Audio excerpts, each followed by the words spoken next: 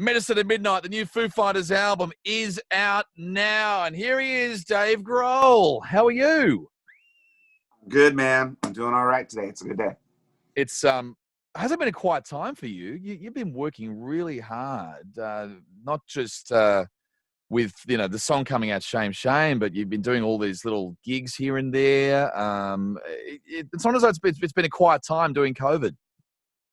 Yeah, I'm not good at vacations or time off or the couch or sleep or relaxation. I've just always been, for the last 25 years, it's just been waking up every day and trying to think of something new or coming up with a different project or playing with a different band or directing another documentary or writing stories or whatever it is.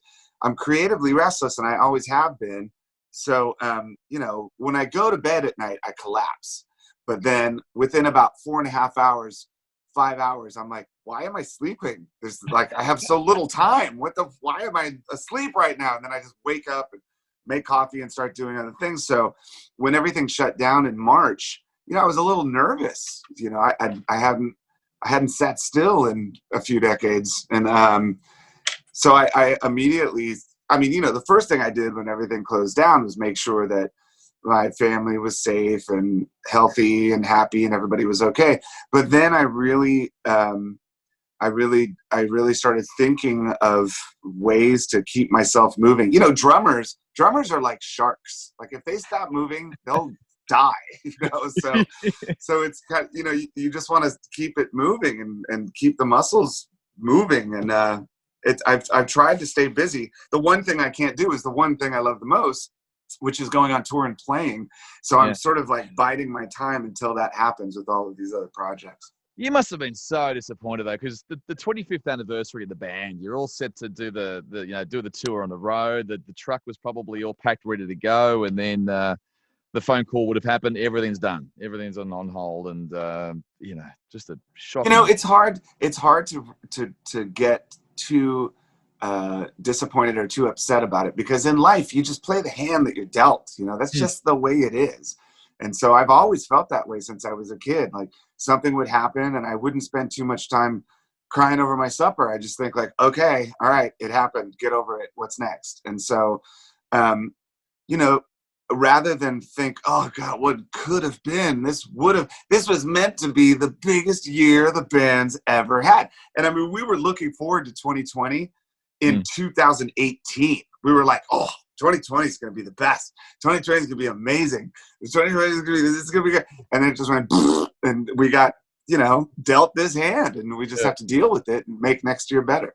Well, it started off, you had the true stories as well, which everyone was jumping on board. And I'm hoping there might be a book from that maybe down the track, because you got nothing else to do. So write a book. I've been writing a lot. Maybe one of these days. I've had a lot of time to write, But one of my favorite things that happened this year is I became friends with that online chef. That's what I reckon. Like that, we actually became buddies because this friend of mine, that video thing called Cameo. Do you know about Cameo? Yeah, where you can get a celebrity. Yeah. Well, we sometimes as friends we would send each other these ridiculous cameos by all these different celebrities, by Snoop Dogg and a bunch of celebrities. And I sent a bunch of his videos to my friends, like, oh my God, this kid is amazing, man. Like he could really cook, but he's also funny as hell. Yeah. And they hired him to do a cameo for me, but he didn't know it was me. He just knew it was this guy, Dave. And so afterwards I contacted him and I was like, dude, you're a genius. I love your cooking and I love your show. It's so great. And then we kind of became buddies. That was around the same time I was writing the true story stuff. So yeah, some fun things have happened this year. As dark and difficult and hard as it's been, there have been little like rays of light, And what about the mundane life in the middle of it all? You got Dave the rock star, then you got Dave the dad, who's maybe not dropping the kids off at school, but you're doing the dad stuff because you're at home with them. You got all that time. Yeah, well, first of all, I have the best relationship with my kids because I think they think I'm a kid too. Maybe they don't see me like they've said to me before, like, God, I'm so glad you're not like a normal dad. And I'm like, wait, what's that supposed to mean? I'm not, but so, yeah, I mean, we've always been really tight. I have 3 daughters. And so when I walk in the door, they're just like, Daddy, and one of them's in the Foo Fighters, my daughter, Violet. So this year's been, it's been great. We've had so much time to hang out and do fun things and really, cherish the time that we have together. It's been good. I know you got a lot of music sort of recommendations from your daughter as well, because she's like fully into the old stuff. Oh, dude. I mean, I'll get in the car with her and she'll put on her playlist and I'll be listening. I'm like, what's this? And she's like, oh, it's just a live David Bowie video from 1976, Station to Station tour. And then she'll play something. I'm like, what's this? She's like, oh, it's the Velvet Underground. Come on. I'm like, wait, is it? You're cooler than me? Come on, man. Like, that's not. But she's amazing. Yeah, she's got incredible. You'll be showing up at the Rainbow buying her drinks, in another 7 or 8 years. Slow down. Okay, we'll get to that bridge when we cross it. Slow down. So this album, you recorded it in a pretty much a haunted house in Encino, like kind of around the corner from where you are now, pretty much. Yeah, I am a firm believer that the environment and the atmosphere in which you make a record, it really does influence the outcome of what you do. So we've experimented with that for years. We did the Sonic Highways thing. We made a record in my garage. I don't really like walking into like a sterile professional laboratory recording studio because it just feels like, all right, where's the vibe? So I'm always looking for the vibe. There's this house that I used to live in this house 10 years ago. I rented it while I was remodeling my house. Yeah. This is old, creepy thing that was built in the 40s, and it's on a weird piece of property, and it's just kind of dilapidated. And but I rented it to do demos, and I was doing the drums in the living room. I was engineering everything myself and playing the instrument, just writing songs. And I was sending the demos to my producer, Greg Kirsten. He's like, "Oh, where are you recording this? It sounds great." I'm like, "Man, it's in this house down the street from where I live." So we moved in, and as creepy as it was, the drums sounded so killer. We were like, well, let's, forget about the ghosts, and forget about the creeps, and forget about all that. Like, let's just record. And while we were there, the vibe was really weird, and some weird things happened. And we recorded 9 songs and got the hell out of there. We were like, okay, it's time, let's go. And Sham Shame was the first taste of the album, and was that a crucial song in the whole set of the tracks? That's why you went with it. Yeah, it was. I mean, our idea for this record was to make something that was really like groove oriented, something that was like, kind of like a rock band playing songs that you could dance to. And because we all grew up loving that kind of music, in the 70s and the 80s, we loved everyone from Sly and the Family Stone to David Bowie and the Rolling Stones, things like that. And looking back on the last 25 years, that's the one thing we haven't done. So like after 2.5 decades, you'd imagine like, we've all got gray hair and we're just going to play some sleepy country songs and ride off into the sunset. But I was like, screw that, man. Like, let's start the party now. Like, what happens if you start the party 25 years later? And so we were writing all of this like groove oriented music and coming up with different rhythms and different riffs. And the first song we recorded is the first song on the first record, on the new record. It's called Making a Fire. When we did that, it was something we'd never done. And I knew we were onto something good. Then we recorded a couple songs that were like pretty recognizable as Foo Fighters songs. And then we recorded Sham Shame. And when we recorded that, I listened back and I thought, this is unlike anything we've ever done. It surprised the band. So let's keep moving in that direction because that's kind of the key to longevity. Like we can't just make My Hero and Best of You and Everlong and Learn to Fly. We can't just do that for the rest of our lives. It's like we have to be able to push a little and feel comfortable doing it. So it wasn't so contrived. It was just like, ooh, cool. This is weird. It's like when you go into your pantry and put a bunch of food together and make something and it actually tastes good. You just kind of want to eat it again and again and again. Yeah. And so that's what we felt like. And the groove influences and the funk were what jumped out at me. And I think there was Cloud Spotter. Like, what a funky intro that is. Well, when I was young, as much as I was like this radical punk rock kid that listened to like satanic metal and like political crazy punk rock. I always loved disco. And that's just a part of me as a drummer. I love disco drumming. Some of my favorite drummers play on like dance and disco records because it's simple. If you listen to Nirvana's Nevermind, that is disco drumming, like 100%. A lot of those riffs I played on that record are taken from the Gap Band and Cameo, and that where I go like back, like that is disco drumming. So we've never really explored that as the Foo Fighters, and I was like, oh man, like, we got to have a song that's got that cowbell in it. We got to have a song that's got that kick drum thing to it. We got to have a riff that moves kind of like an old disco song. I mean, the chorus is like, it sounds like death metal or whatever. But those verses, it really has that cool, like, disco beat. I just love that stuff. I do. And I think I read somewhere there's a bit of LL Cool J influencing that particular. Well, that was the one that. Okay, so years ago, 4 years ago, I told our producer Greg, he's a good friend of mine. We're neighbors. I was like, man, I kind of want to do something that's like going back to Cali. Yeah. So that beat is like,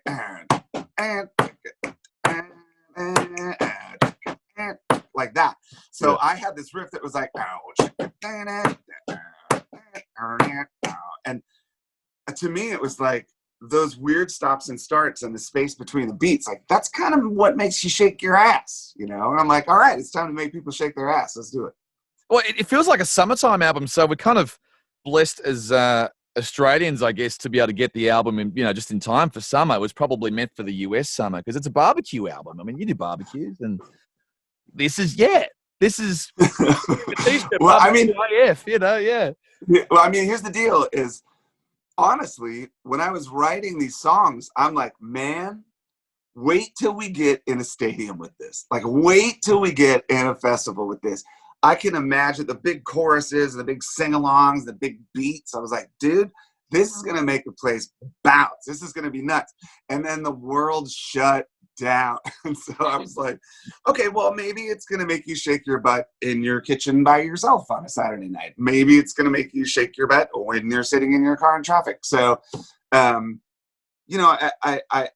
really wanted it to be this big celebratory experience with the band and have it be a really up party record, like, yay, 25 years, let's get down. Like, this is it. Let's have a party. And we still can. I mean, I'm really looking forward to our 26th anniversary. It's going to be awesome. The 26th is going to be a big one. I'm actually Shame Shame now. The dream behind the song. There was a real dream which you remembered vividly from decades back or something. Is that right? Yeah. I've always had weird dreams. Like, I really have. My entire life, I've had really vivid, lucid dreams where in some dreams I know I'm dreaming, but I'm still in the dream. So you can kind of you can like fly, or you can like move things with your mind.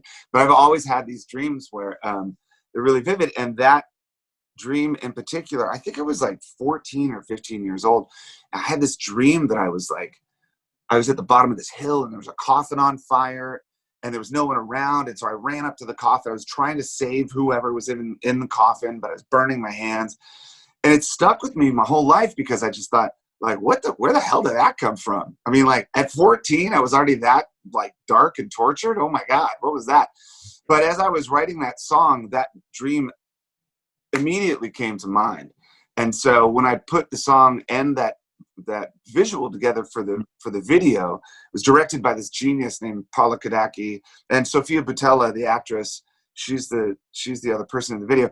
I put it together and it just, like, now it's like watching one of my nightmares on YouTube. The guitar, by the way, is that a real guitar? Like a really expensive real guitar? Define expensive. I don't know. Priceless. Let's just say it was priceless. Priceless? Let's say priceless. Let's say it was worth every smash. How about that? Oh man, because he's digging the grave with the guitar, and you think, oh, that's a dummy guitar. That's it. No. Cheap. Oh God. No. Unfortunately, it was real. I mean, and at the end of the video, I framed it and I gave it to Sofia Boutella. I was like, here, put this on your wall. It just looks like a piece of trash in a frame. Well, it'd be like the Jimi Hendrix guitar he set fire to. One day, it'll be in a Hard rock. Those are some pretty lofty aspirations, but I think I know what you mean. I think I know what you mean. Set the goals high. Before we go, look, what are you missing about Australia? Because I know you come down here and you love the food and you love the seafood and all that and the crowd. The thing that I miss the most about Australia are the people. You know, honestly, like I go around the world and I meet so many people and I love meeting people. But there's something about Australians that it's like, I haven't met one I don't like. I'm serious. Like, even the fucking assholes, I kind of like. And you know, I love the different cities, and I love playing shows down there, and I do love the food, and I do love the beer, and I do, you know, there's a lot to love about your country. And if there's one place I miss touring more than anywhere, I'm not kidding, it is Australia. Like we have never walked away from Australia thinking, yeah, well, that was okay. Like we always leave there like, oh God, yeah, I can't wait to come back. You know, we can't come back just yet, but you know, so yeah, I miss it a lot. I love it. We had a lot of fun time with you on the last. It was actually the promo tour. You came over with Taylor, and you came down and hung out with us in his bar in Sydney. But the funny thing is, I thought you guys would just go because I think you're a bit jet lagged, but you kept going until I was the final 6 people in the room, and you were the last person to leave. You're pouring your own beers on the tap, and listen, yeah, this is my life. I'm always the last one at the party. You know, I'm usually the first one there and the last one to leave, and that's just how it goes. Like, I don't know how to leave a party before it's over. I just don't know how to do that. And that was a good one, dude. It hurt the next day, but that was a good one. Well, the next day you had to play the small little gig at the Oxford Art Factory. And those guys said hello, by the way. They were great. They tagged on with you, I think, down in Melbourne, I think, afterwards. Yeah, you gotta say hello. I wore that T-shirt to death. I don't even know what that thing is anymore. And I asked for the T-shirt when I saw you wear it at ANZ Stadium. I was like, I've got to get that T-shirt. And sure enough, I got one. Well, Dave, it's so good to spend some time with you. The album is out now, Medicine at Midnight, the Foo Fighters. And look, all we can pray for is a big 26th anniversary next year. And we'll see you here sometime in the next 2 years, we hope. I can't wait. It'll be great, man. And once we do come back, I mean, I dream about it. I actually have dreams that we're walking on stage and we launch into the first song and everybody starts singing along. And it's like, oh, that's because I have hope. Like I really have hope that it'll happen. And I can't wait. I hope you're there. Dave Grohl. Thanks for your time. All right, brother. We'll see you around.